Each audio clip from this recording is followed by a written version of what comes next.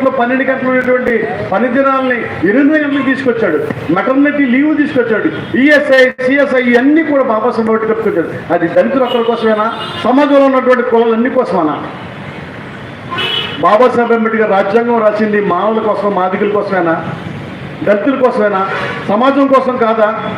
దేశం కోసం కాదా?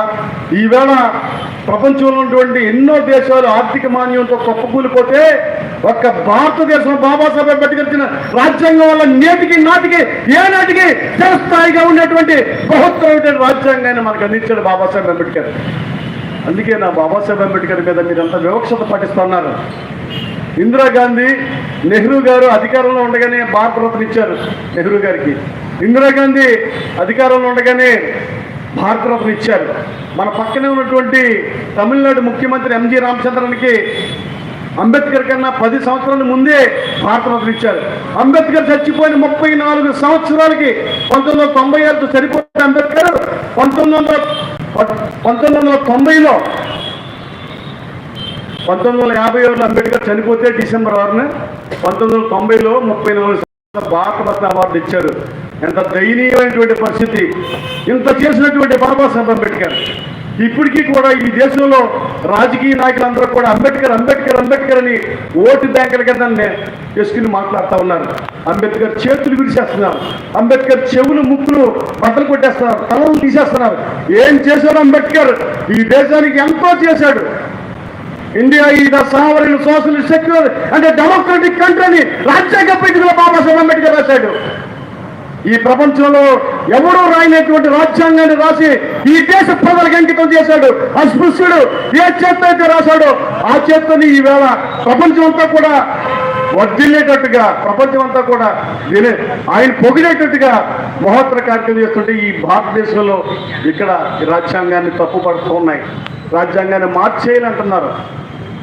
దళితుల్ని ఇంకా చెయ్యాలి, దళితుల్ని ఇంకా హక్కులు తీసేయాలనుకుంటున్నారు. మొన్న మధ్య పోయిన సందర్భాల్లో అట్రాసిటీ యాక్ట్ తీసేయాలని చేశారు. ఇప్పుడు రాజ్యాంగం మార్చేయాలని చూస్తున్నారు. ఇవన్నీ ఎందుకు చెప్తున్నామంటే రాబోయే రోజుల్లో పిల్లినైనా సరే గదిలో పెట్టి కడితే ఖచ్చితంగా కంఠం పొరని కొరికేసే రోజులు వస్తూ ఉన్నాయి. మమ్మల్ని ఎంత కథపాతలు తొక్కాలని చూస్తున్నారో అంతగా రాబోయే రోజుల్లో మా జనం అంతా కూడా పల్లెల్లో ఉన్నటువంటి మానవులు కానీ దళితులు కానీ మా హక్కుల కోసం పోపబట్టి రాదు, పోరాటం ద్వారా సాధించుకునే రోజు రాబోతా ఉంది. ఖచ్చితంగా ఆ రోజు కోసం మేమంతా ఎదురు చూస్తాం. ఎవరు పెట్టినా ఈ రాజ్యాంగాన్ని కానీ, ఈ దేశం యొక్క ఉన్నత స్థానాన్ని కానీ, ఈ దేశంలో బాబాసాహెబ్ అంబేద్కర్ నిలబెట్టినటువంటి అనేక రకాల సంస్కరణలు కానీ ఎవడు తీసేయలేదు. బాబాసాహెబ్ అంబేద్కర్ ఒక శక్తి మహోన్నతమైనటువంటి నాయకుడు.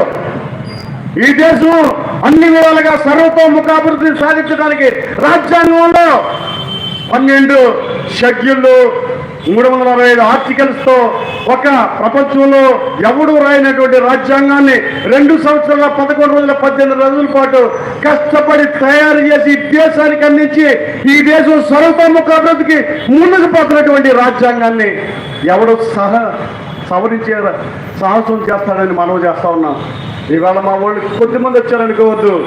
మేము పిలిపిస్తే గతంలో రాజ్యాంగ దినోత్సవం నాడు ఎంతమంది జనం వచ్చారో మీకు తెలుసు. మేము పిలిపిస్తే ఈ దేశంలో అన్ని ప్రాంతాల్లో అనేక మంది నాయకుల పేరుతో జిల్లాలు ఎదిరిస్తే ఈ జిల్లాకు కూడా అంబేద్కర్ పేరు పెట్టాలనేటువంటి కార్యక్రమంలో మేమందరం ఏకస్తులై ప్రభుత్వంతో మాట్లాడుకుని ఈ పేరు సాధించుకున్నాం. రేపు వర్గీకరణ విషయంలో కూడా ఒక బృహత్తరమైనటువంటి ఉద్యమాన్ని సాధిస్తున్నాం. ఖచ్చితంగా ఉద్యమాన్ని ముందుండి నడిపించేటువంటి కార్యక్రమం చేసుకుంటాం. మాకు న్యాయం జరిగేంత వరకు కూడా ఉద్యమాన్ని ఆపబోమని ఈ సమావేశం ద్వారా మీకు అల్టిమేటం జారీ చేస్తా ఉన్నాం. మీకు చేతనైతే 3 సబ్జెక్ట్ కమిషన్ వేయండి. మీకు చేతనైతే ఈ దేశంలో అసలైనటువంటి ఈ రాష్ట్రంలో 29 రాష్ట్రాలు ఉంటే ఆంధ్రాకి తెలంగాణకే వచ్చింది వర్గీకరణ జబ్బు. ఎందుకు రావాలి? ఏం తప్పు జరిగిందని, ఎవడు నోటికాడు ఎవడు కూడా ఎత్తుకుపోతున్నాడని. మేమందరం కూడా సమానం, మాదిగులు మానవులు అన్నదమ్ములమే, ఎప్పటికీ కలిసి ఉంటాం. ఆ సందర్భాన్ని అందరికీ తెలిసిన విషయమే. కొంతమంది రాజకీయ పత్రం కోసం, రాజకీయ ఎత్తుగడల కోసం, ఓట్ బ్యాంక్ కోసం చేసినటువంటి ఎత్తుగడలు వాళ్ళు